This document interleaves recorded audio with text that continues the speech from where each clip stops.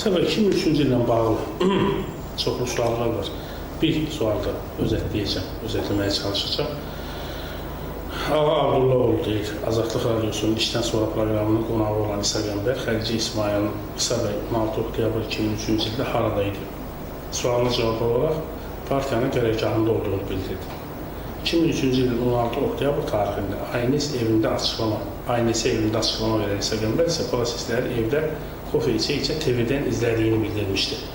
Hansı İsa Qəmbər daha səmimidir? Bu 2003-cü il olaylarından, məhz həmin günlə bağlı bir neçə sual var, amma əsasən budur ki, niyə 15 oktyabrda qərargahda oldu İsa Qəmbər, 15 oktyabrdan sonra evdən çıxmadı. Hətta bir sual da var ki, o bununla bağlıdır. 2003-cü il 15 oktyabr axşamı Müsavat qərargahına gələn ABŞ-ın Azərbaycanda o zamanki səfiri Rino Harniş ona nə dedi ki, səhəri gün millət başsız qaldı və İsa Qəmbər 5-10 gün ortada görünmədi.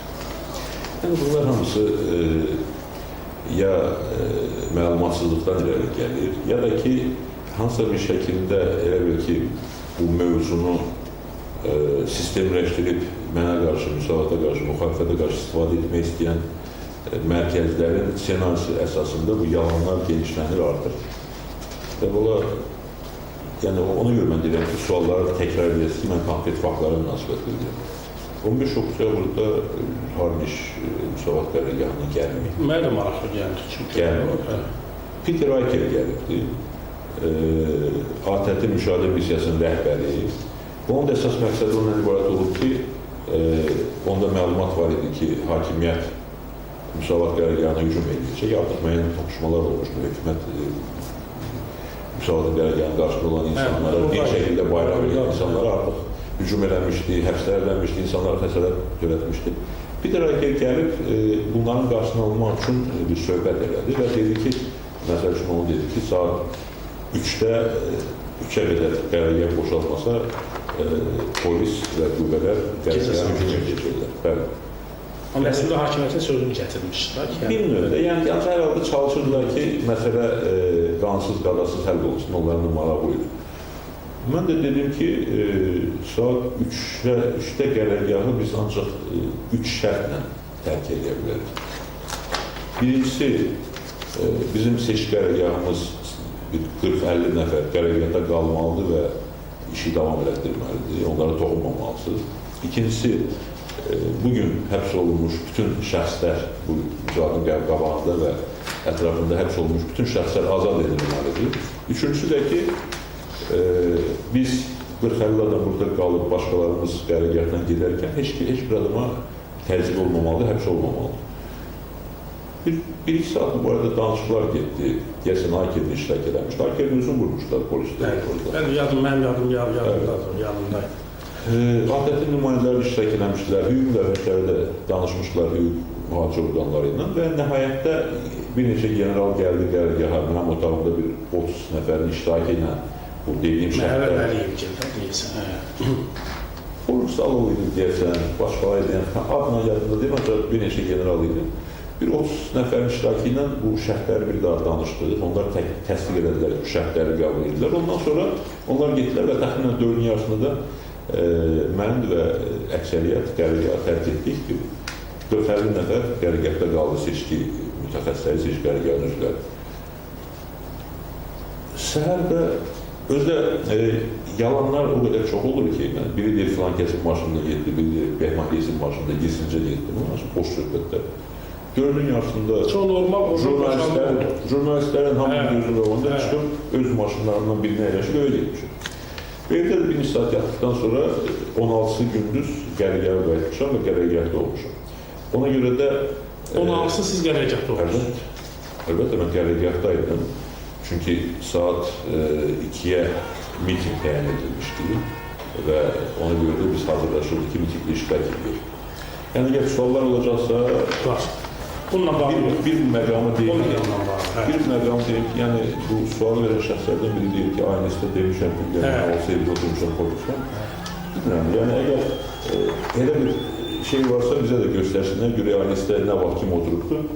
Çünki mənim elə bir söhbətim olmayıb. Sadəcə olaraq hakimiyyət istəyirdi ki, mən 16-sından sonra Azərbaycanı tərk edeyim gedim. Mən isə faktiki 2-3 həftə ev həbsində qaldım. Bütün mühafizəçilər, mənimlə birlikdə olan şəxslər, sürücülər ki, onların maşınlarından istifadə edildiyi həmin günlər, demək ki, hamısı nəf tərəfdir. Bir neçə gün mənim evimə gələn istənilən silahdaşım, müsavatçı olsun, mənim müdafiə edən başqa partiyalardan olsun, polis təqibinə məruz qalırdı, ya həbs olunurdu, ya izlənilirdi, təcillərə məruz qalırdı. Və həmin şəraitdə mən 2-3 həftə ev həbsində olmuşam. Hakimiyyət istəyirdi ki, mən ölkəni tərk edeyim, gedim. 3-4 gün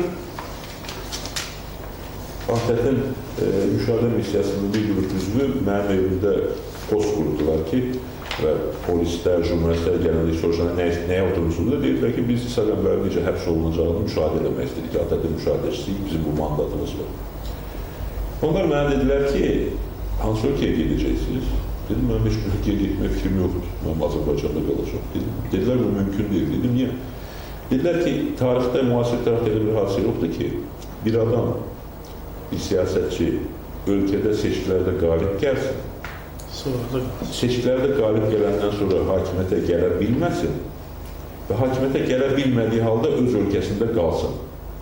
Yəni getməlisin. Bəli, dedilər getməli olacaqsınız, seçməli olacaqsınız. Dedim, heç yeri getməyəcəm, burada qalacaq, nə də olacaqsa olacaq.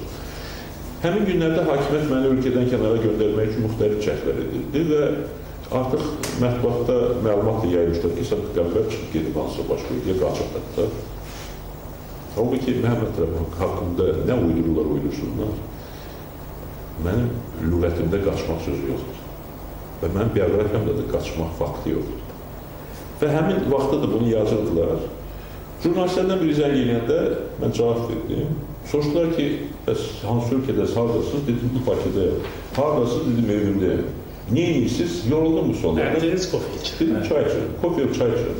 İndi bunu qoşub düzəldirlər ki, orada meydanda miting edilmiş, İsa Qəmbər evində oturub çay içirmiş. Belə mənasız şairlər, mənasız böhtanlar heç nəyə dəyişməyəcək. Ancaq onu deyən insanları qeyri-ciddi insan kimi göstərir. Və onu tirajlayanları qeyri-ciddi insan kimi göstərir. Zülfüqar Savaş soruşur ki, jurnalist dostumuz deyil, 2003-cü il olsaydı, İsa Qəmbər nə edərdi? İndiki İsa Qəmbər 2003-ə olsaydı nə edərdi? Çox çətin sualdır. Çünki mahiyyət üzrə çətin ki, ciddi dəyişikliklər edərdim. Ancaq taktiki baxımdan bəzi addımları fərqli atmaq mümkün idi. Və onu da bir qədər evvel dediyim səbəbdən indi də deyə bilməyəcəm. Çünki hələ Azərbaycanda proses bitməyib. Azərbaycanda müsavat ideologiyası ilə bolşevik doktrinası arasında mübarizə davam edir və mən əminəm ki, bizim ideologiya müsavatçılarla, digər demokratik qüvvələrlə, demokratik düşüncəli gənclərlə bir yerdə bizim ideologiya qalib gələcək. Ona görə də mən o taktiki məsələləri açmaq istəmirəm. Siz fərqli cür etmək olardı. Olar, təbii ki. Mirzə Sakit soruşur ki, İsa bəy